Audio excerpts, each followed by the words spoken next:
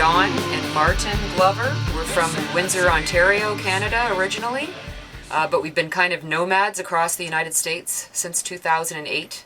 We've lived in 6 states and 9 homes, and we've recently become full-timers January 1st into this travel trailer.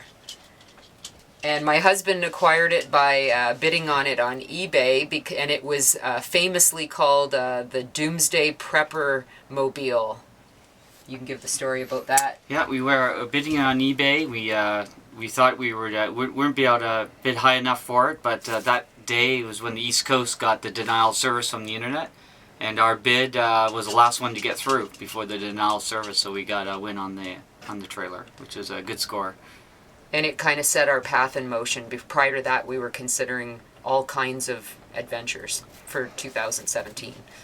So we drove from Naples, Florida to Arizona to pick this up on January 1st, and we really didn't know what we were going to unveil. And when we picked it up and brought it to an RV resort to get comfortable with it, is when we started getting told by RV aficionados what we had. But it's a 2010 Lance trailer, 2285. Has 750 watts of solar power and 600 watts of wind power. It was a prop for the show that National Geographic teamed up with Brian Brody, who's a survivalist, to do, called Doomsday Prepper. And Brian used to come into the camper once a week and host his radio broadcast show from this desk. And so the trailer is more equipped than anyone would want, with speaker systems and electronics, amplifier in here, which we haven't even turned on. To our surprise, when we moved in, the Jensen televisions had the remotes in the plastic still, and this was literally a prop. No one had used anything. So we were the first to use the convection oven and the fridge, and it's kind of cool. Mm-hmm. And tell everybody about more of the goodies. I noticed you've got really neat fixtures. You've got a lot of add-ons. Yeah, so your inverters and things like that. Yeah, so the guy we bought it from, so it was stocked with 3 inverters, a 3500 watt, a 1800, and a 2000. And the idea was to demo the zoning of the wind and solar. We've since have condensed it down to a 3500 and a 2000. The guy we bought it from, he does a lot of work in LED trailer lights. So he's outfitted the whole trailer. All the lights are LEDs, replaced all the backlights with LEDs. So we have ample LED lights throughout the vehicle. And you got cameras. Motion sensor outside, camera on the door. The guy we bought it from is an engineer that's retired from a major company that makes LED lighting for RVs. So we scored again by having the whole thing completely illuminated.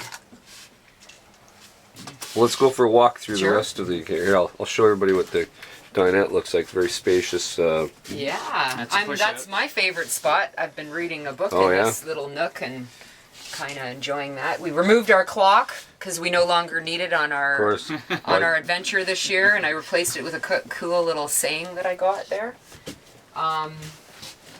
Again, not knowing much about RVs, we have a little skylight in the washroom, which is nice, and a porcelain toilet, which is an upgrade.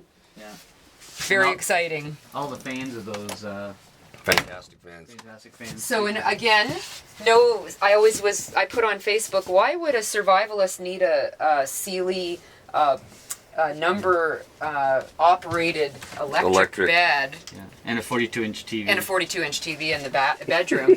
But this was literally just stuff to showcase the power that the solar and the wind could generate, and it was used as a prop. And so underneath the bed is where we've got all these goodies. The Xantrex pure sine inverters. Yeah.